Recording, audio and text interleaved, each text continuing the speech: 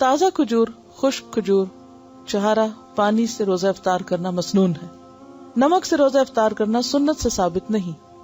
عن انس رضی اللہ عنہ قال كان النبي صلی اللہ علیہ وسلم يفطر على رطبات قبل ان يصلي فإن لم تكن رطبات فعلى تمرات فإن لم تكن حسى حسوات من ماء رواہ ابو داؤد والترمذی حسن.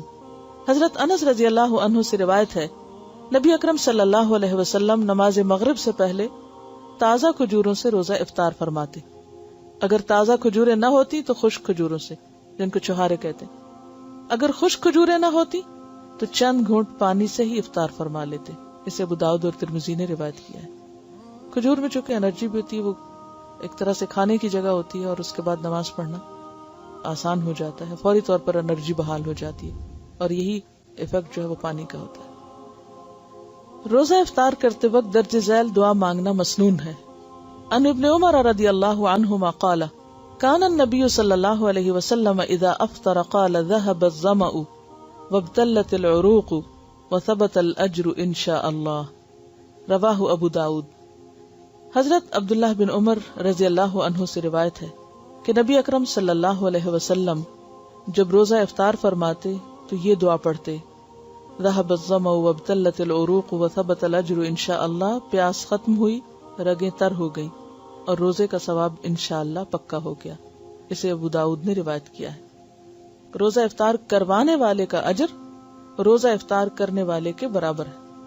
عن زید بن خالد الجہنی رضی اللہ عنہ قال قال رسول اللہ صلی اللہ علیہ وسلم من فطر صائما كان له مثل اجره غیر انه لا ينقص من اجر الصائم شيئا.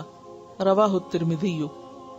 حضرت زید بن خالد جوہنی رضی اللہ عنہ کہتے ہیں رسول اللہ صلی اللہ علیہ وسلم نے فرمایا جس نے روزہ دار کو روزہ افطار کرایا اسے بھی اتنا ہی اجر ملے گا جتنا اجر روزہ دار کے لیے ہوگا، اور روزہ دار کے اجر سے کوئی چیز کم نہ ہوگی. اسے ترمذی نے روایت کیا ہے. یعنی روزہ رکھنے کا جو ثواب روزہ دار کو ملے گا، افطار کرانے والے کو بھی اتنا ہی ملے گا، اور یہ اس سے لے کے نہیں دیا جائے گا، اللہ تعالیٰ اپنی خاص رحمت سے عطا کرے گا. روزہ افطار کروانے والے کو درج ذیل دعا دینی چاہیے. عن انس رضی اللہ عنہ قال كان رسول اللہ صلی اللہ علیہ وسلم اذا افطر عند قوم قال افطر عندكم الصائمون واكل طعامكم الابرار وتنزلت علیکم الملائکۃ. رواہ احمد. حضرت انس رضی اللہ عنہ کہتے ہیں رسول اللہ صلی اللہ علیہ وسلم جب کسی کے ہاں روزہ افطار فرماتے تو ان کو یہ دعا دیتے. کیا؟ افطر عندکم الصائمون واکل طعامکم الابرار وتنزلت علیکم الملائکہ. اس کا ترجمہ ہے روزہ دار تمہارے ہاں روزہ افطار کرتے رہیں، یعنی آئندہ بھی تمہیں یہ موقع ملتا رہے.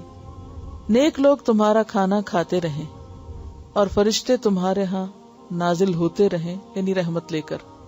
کسی بھی جگہ فرشتوں کا نازل ہونا باعث رحمت ہے، الا یہ کہ کوئی مجرم قوم ہو. اسے احمد نے روایت کیا ہے. اس کا یہ مطلب نہیں کہ باری باری افطاریاں ہی کرائی جائیں تو تب یہ ثواب ہو سکتا ہے. آپ ایک کھجور سے ایک گھونٹ پانی سے بھی کسی کا روزہ کھلوا دیتے ہیں تو اس سے بھی یہ